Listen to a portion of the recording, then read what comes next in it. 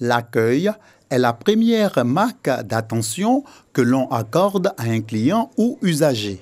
Annick, directrice générale de l'Académie du service de Côte d'Ivoire, l'a bien compris. Elle initie depuis 3 éditions le Forum international de la culture client et de l'accueil FITCA.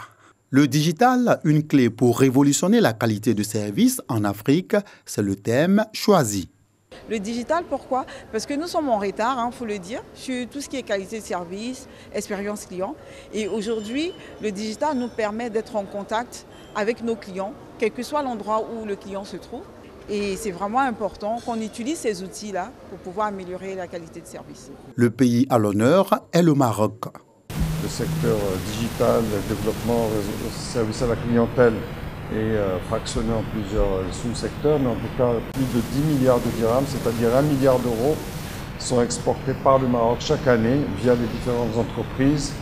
Et plus de 69 000 emplois ont été créés entre 2014 et 2018. Donc c'est un secteur très porteur. Présidente du FITCA 2019, la ministre de la Modernisation de l'Administration et de l'Innovation du Service public, Raymond Goudou Kofi, profite de l'opportunité pour promouvoir les actions de son département liées à la digitalisation.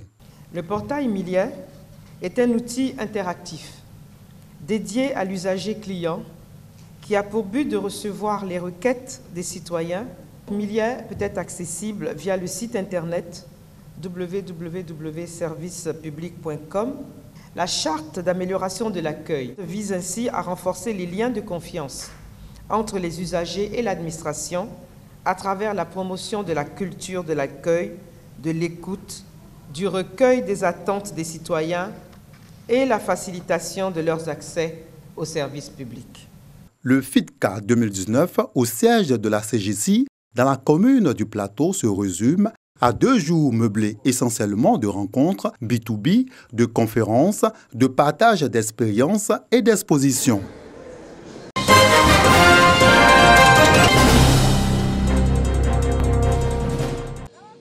Palais de la culture de Trècheville, des images observées avec nostalgie. Léontine est chrétienne catholique. Elle fait partie d'un groupe de fidèles invités à visiter ce musée où sont exposés les tableaux de pionniers et les premières paroisses retraçant l'histoire de l'Église catholique en Côte d'Ivoire. Je suis venu donc voir l'exposition et c'est très émouvant. Que de souvenirs. J'ai retrouvé ici l'évêque qui m'a confirmé. J'ai retrouvé les photos de la religieuse mère Marie-Jacques, qui était ma directrice à Notre-Dame du Plateau. Visite, mais aussi réflexion sur l'histoire de l'installation de l'Église catholique en Côte d'Ivoire. Nous sommes à la première édition du festival Éclat. Attendez, joie, gaieté, symbole de reconnaissance à Dieu. Un festival qui a pour objectif préparer les 125 ans de l'Église catholique en Côte d'Ivoire. C'est le moyen de nous permettre de nous asseoir et de réfléchir sur les nouvelles pistes d'évangélisation. Qu'avons-nous fait? Qu'est-ce qui reste à faire? Et quels sont les moyens que nous avons pour booster cette foire encore en avant? En tant que chrétien baptisé, quelle est ma première mission? Ma première mission, c'est d'annoncer Jésus. À cette première édition du Festival Éclat, un concert de chantres chrétiens a tenu en haleine les participants.